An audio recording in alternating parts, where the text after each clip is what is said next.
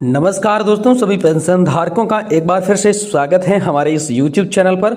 दोस्तों, इस वक्त की पेंशन धारकों के लिए बहुत ही महत्वपूर्ण और इम्पोर्टेंट खबरें लेकर आज की इस वीडियो के अंदर हाजिर हो चुके हैं। जी हां दोस्तों, पेंशन भोगियों के लिए केंद्र सरकार ने जारी किया अलर्ट। एक साथ दो शानदार तोहफे। तो दोस्तों, जारी किया अलर्ट किया है और एक साथ क्या शानदार दो तोहफे दिए गए हैं, इसके बारे में आज की इस वीडियो के अंदर बात करेंगे। साथ ही साथ दोस्तों, बात करने वाले हैं यूनिफाइड पेंशन स्कीम को लेकर बड़ी खबर आ रही है कि यूपीएस में कितनी पेंशन मिलेगी। अब इसके लिए कोई भी कंफ्यूजन नहीं है। पेंशंस को लेकर दोस्तों आप सभी के लिए ऑफिशियल फॉर्मूला क्या है, इसको लेकर बड़ी खबर आई है। तो दोस्तों, यूपीएस पेंशन में अब कितनी मिलेगी पेंशन, अब नो टेंशन, ये है पेंशन का ऑफिशियल फॉर्मूला। तो ऑफिशियल फॉर्मूला आखिरकार यूपीएस का क्या होने वाला है, इसके बारे में आज की इस वीडियो के अंदर बात करेंगे। वहीं केंद्रीय कर्मचारियों की बेसिक सैलरी के अंदर हुई बढ़ोतरी, न्यूनतम वेतन 15,000 रुपए से बढ़ाकर 25,000 को लेकर बड़ी खबर आई है, जिससे दोस्तों पेंशन के अंदर बम्पर बढ़ोतरी देखने को मिलेगी। तो इसके बारे में बात करेंगे और साथ ही पेंशन धारकों के लिए शानदार तोहफा बताया जा रहा है। 61 साल के बाद हर साल 1% बढ़ेगी आप सभी की पेंशन। तो आखिरकार हर साल 1% यानी कि 5 वर्ष के अंदर 5% पेंशन बढ़ोतरी कैसे मिलेगी, इसके बारे में क्या बड़ी खबर आई है, इसकी भी चर्चा आज की इस वीडियो के अंदर करेंगे। साथ ही दोस्तों, यूनिफाइड पेंशन स्कीम में 10,000 रुपए की गारंटीकृत पेंशन मिलेगी।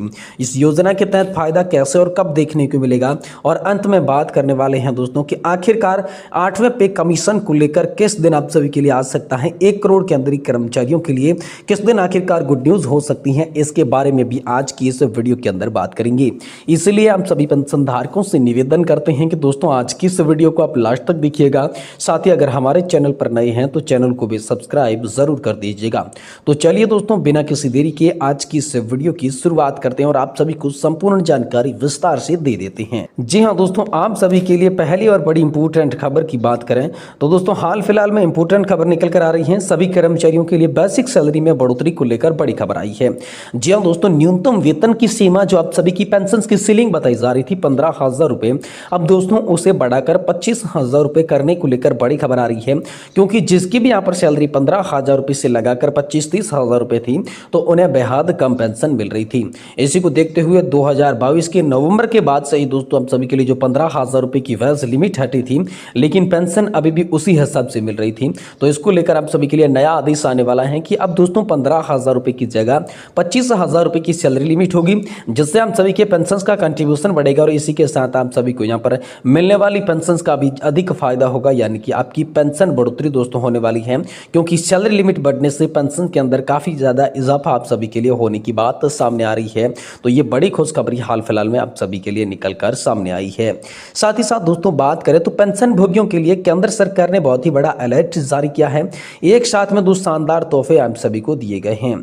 आप सभी को यह बता दें कि दोस्तों 80 वर्ष या फिर इससे अधिक आयु के पेंशन भोगियों को 1 अक्टूबर से जीवन प्रमाण पत्र भरने की सुविधा दी जाती है, जबकि 80 साल से कम उम्र वाले पेंशन धारकों को 1 नवंबर से यह सुविधा मिलती है।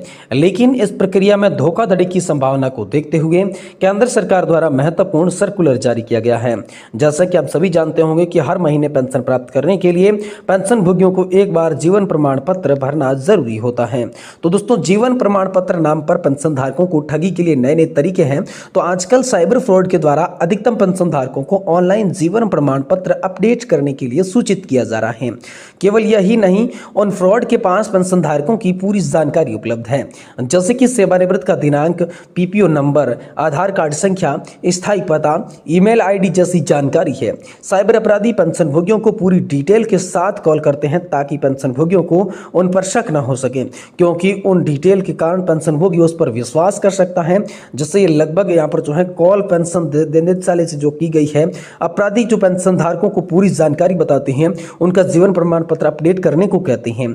अगर पेंशन धारक गलती से भी उस अपराधी को फोन पर आए हुए ओटीपी बता देते हैं, तो उसकी वजह से उन अपराधियों के पेंशन धारकों को अकाउंट का एक्सेस मिल जाता है, जिसकी मदद से पेंशन धारकों के लिए अकाउंट का सारा पैसा किसी दूसरे अकाउंट में ट्रांसफर कर देते हैं। इसलिए सभी पेंशन धारकों को हमेशा सतर्क रहना चाहिए। यहाँ पर जो है अपना लाइफ सर्टिफिकेट अपडेट कराने के लिए आप सभी के लिए फर्जियों से सावधान रहने की बात कही गई है। पेंशन धारकों के बैंक जाने में जो समर्थन है, उनके लिए दोस्तों यहाँ पर कर्मचारियों को घर भेजा जाएगा और लाइफ सर्टिफिकेट जमा करवाया जाएगा। दोस्तों, पेंशन भोगियों की जीवन यहाँ पर जो है सुविधापूर्ण जमा करने के लिए UIDAI के द्वारा आधार डाटाबेस पर आधारित एक विशेष प्रणाली तकनीकी विकसित की गई है, जिसके माध्यम से दोस्तों लाइफ सर्टिफिकेट आप घर बैठे जमा कर सकते हैं। जी हाँ दोस्तों, फेथ ऑथेंटिकेशन तकनीक के माध्यम से जीवन प्रमाण पत्र भरने को यहाँ पर लगातार सरकार जोर दे रही है। वही दोस्तों, यूनिफाइड पेंशन स्कीम को लेकर बड़ी खबर आप सभी के लिए निकल कर आ रही है कि यूनिफाइड पेंशन स्कीम में कितनी मिलेगी पेंशन। अब नो कंफ्यूजन, ये है पेंशन का ऑफिशियल फॉर्मूला। तो दोस्तों, केंद्र सरकार ने सरकारी कर्मचारियों की बड़ा ऐलान करते हुए यूनिफाइड पेंशन स्कीम को मंजूरी दे दी है। केंद्रीय मंत्री अश्विनी वैष्णव ने दोस्तों इस शनिवार को जानकारी दी। इस योजना के तहत सरकारी कर्मचारियों को रिटायरमेंट के बाद निश्चित पेंशन मिलेगी। सरकार ने 2024 के अंदर 23 लाख केंद्रीय कर्मचारियों के लिए यूनिफाइड पेंशन स्कीम लागू करने का फैसला किया है, जो मौजूद एनपीएस के साथ ही लागू होगी। यूपीएस के तहत कर्मचारियों को 25 साल की नौकरी करने के बाद ही पूरी पेंशन मिलने वाली है। नई पेंशन योजना 1 अप्रैल 2025 से प्रभावी होगी, लेकिन एनपीएस की शुरुआत के समय के तहत रिटायर्ड सभी लोग 31 मार्च 2025 तक रिटायर होने वाले यूपीएस पेंशन स्कीम का लाभ लेने के पात्र होंगे। उन्होंने जो पैसा निकालना है उसे समायोजित करने के बाद उनका पिछला बकाया भी दोस्तों उन्हें मिल जाएगा। तो ये बड़ी खबर हाल फिलहाल में आप सभी के लिए आ रही है।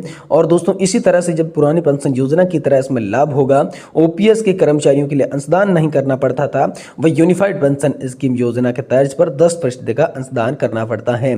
इस यूनिफाइड पेंशन स्कीम का फॉर्मूला यह है कि अगर 25 साल की नौकरी होती है तो आखिरी कार्य वर्ष में 12 महीनों के औसत मूल वेतन का 50% पेंशन के तौर पर दिया जाता है।